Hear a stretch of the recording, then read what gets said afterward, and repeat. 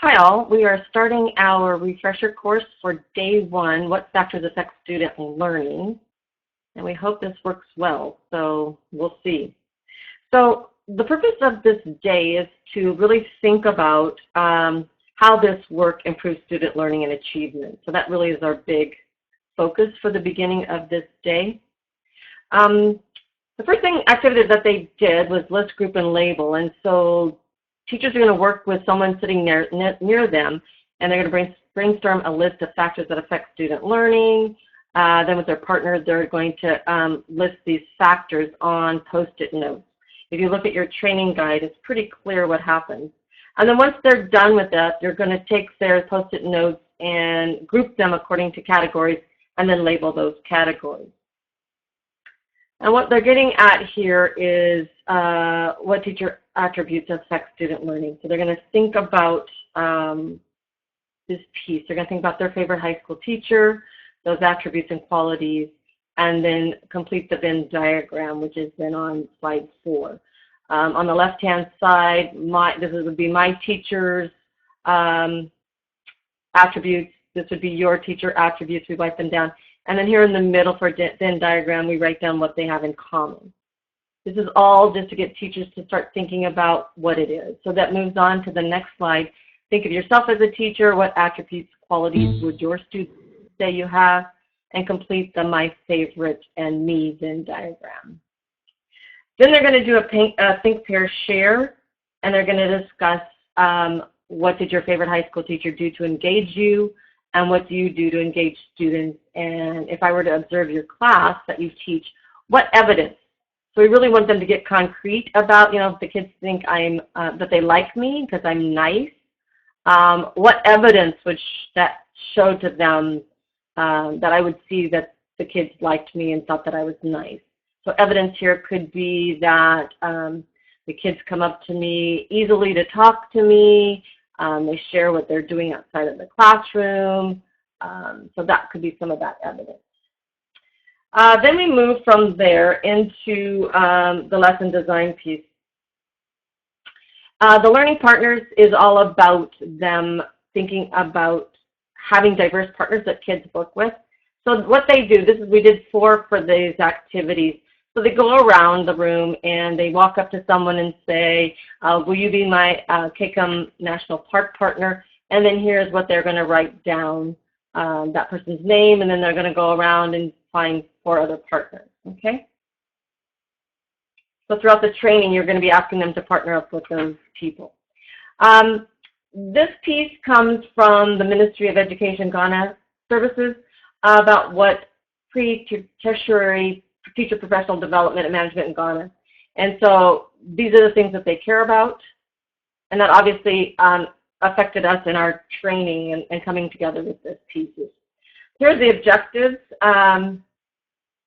We'll be able to state why a lesson plan is important to student learning, to identify the 3 main components, define and give examples of summative and formative assessments, and to apply this in their learning that they're going to be doing this week. So this is a think, pair, share. We're going to have them write. So why is it important to have detailed lesson plans and related assessments? They're going to write for 2 minutes about what that comes to mind. It doesn't have to, a quick write does not have to be written in complete sentences. It could be bullets, phrases, whatever. Then they're going to turn to their partner and share the responses.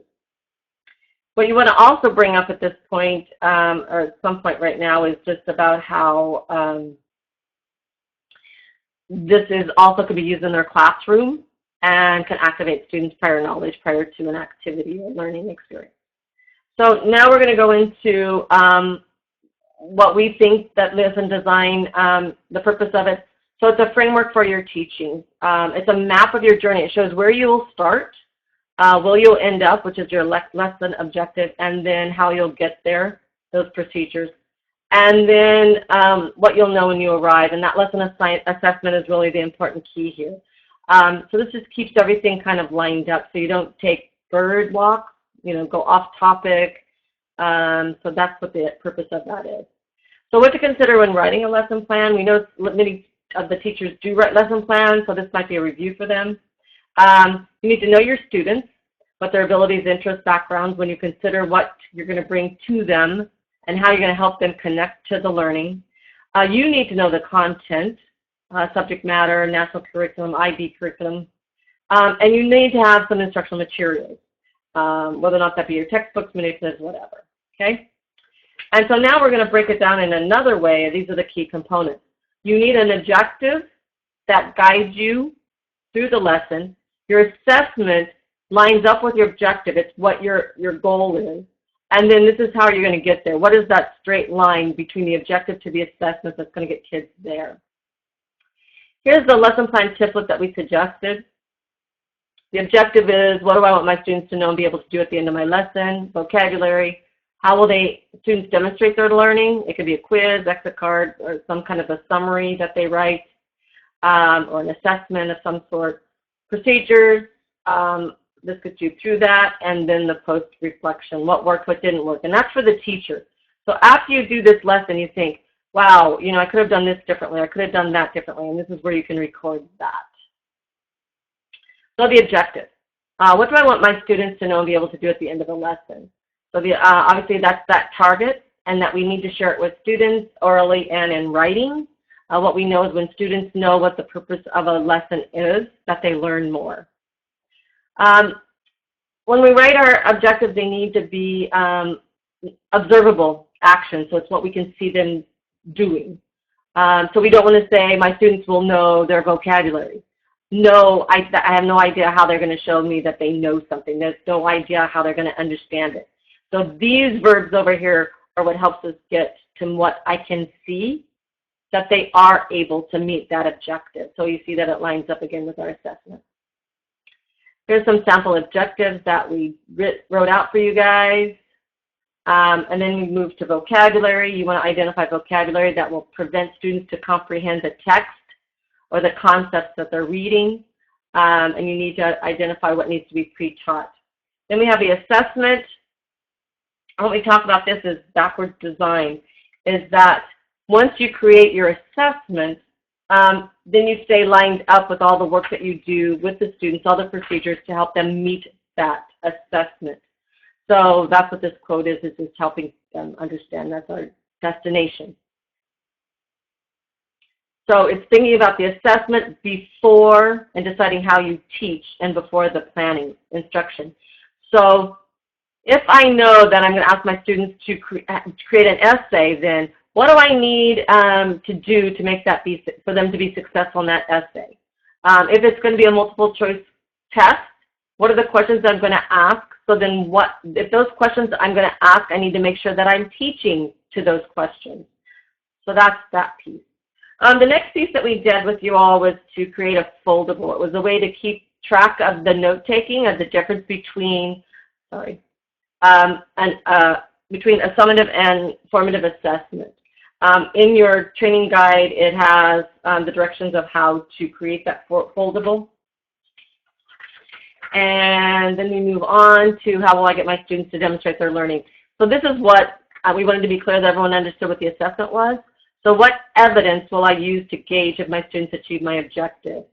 That's the summative assessment. So it's the assessment of learning, it's the sum, and then these are the kinds of assessments you see for summative. Versus formative is along the way. It's to inform your instruction, so that if I ask my students to give me an exit card at the end of today's lesson, I can look at that exit card to determine whether or not my students really learned what I thought I taught them. And if there are areas that they don't know, then tomorrow I will reteach those areas to ensure that they do know them, especially if they're going to be assessed on them at the end. So formative assessment is for the learning. So you might want to think about everything students might say, do, or create has the potential to be formative assessment because it informs you. Here are some different formative assessment strategies. Again, so your participants are writing them down in that foldable.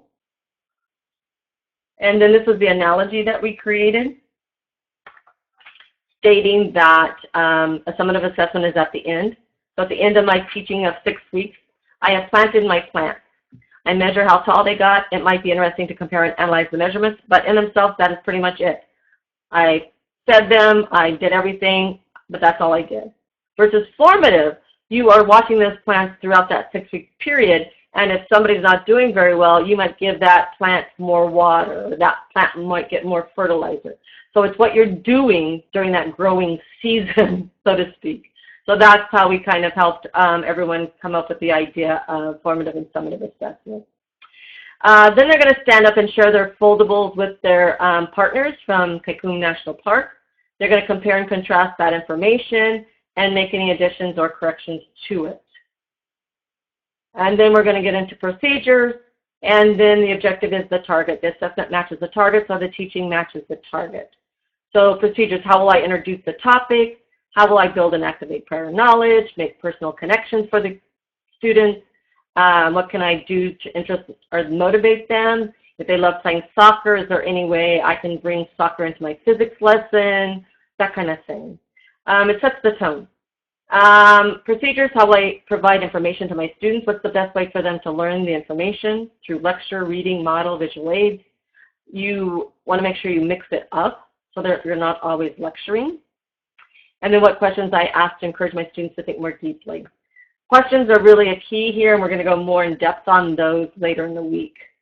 So it stimulates their thinking and learning, and those probing questions such as why, can you elaborate, and what evidence can you present, helps them unpack their thinking. And also then asking those questions and then turning to their partners to talk about them helps them learn from each other also and deepen their learning. So now we're going to talk about closed and divergent questions. Closed are usually, just what we have as examples. Divergent are more open-ended. And here's Bloom's taxonomy that we use. I think you guys do too, especially in the IB schools. So at the bottom, this is the lowest level. Highest level is analyzing, evaluating, and creating. So you can help them think through those. And then how will I get my students actively engaged and provide guided practice? So here are some lists of those things that can also be included in that lesson procedures on that lesson plan template. We showed this to help them understand that, if I'm just reading something, what gets retained is only 10% of what I read. Versus if I'm asking to do it and say it, at this end, they'll retain 90%, which is really why are we teaching what we're teaching, is for them to be able to do something with it. So that kind of matches the Bloom's taxonomy piece of analyzing and evaluating. And then you want to think about closure.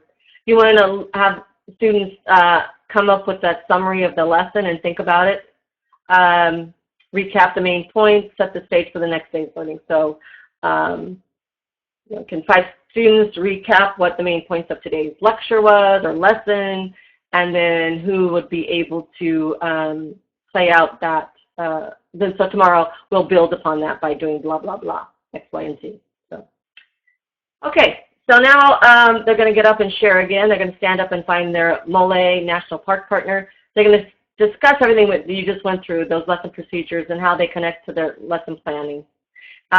What stood out as an important step in meeting the inset goals, so it's going back to that of being student-centered learning and effective teaching. And then we kind of close out with the post-lesson reflection that we ask them to reflect upon the results of their lesson, make adjustments to tomorrow's planning accordingly. So they're thinking about, after they teach it, what worked, what didn't work, and what do I need to do tomorrow that'll help my students do better. So at the end of each day, a reflection time should be there for the teachers to think about how the day went. Okay. So this is us now closing up the day. Did we meet the objectives? Participants will be able to state why a lesson design is important to student learning. And they're doing a thumbs up if we met that objective, thumbs sideways if we kind of met it, and thumbs down if we didn't meet it at all. So as you go through these, you're asking them to respond. So that's how that goes. Then we ask them to do an exit card at the end of today, 3 things they learned, 3 things that connected with their prior knowledge, and 1 question that they have. This is going to be for you to look at the end of the day to think about what do you need to say tomorrow as you get started, because you want to model that what you read in these exit cards are affecting what you're going to do with them tomorrow. Okay? And that finishes up our day 1. So let's see how this went.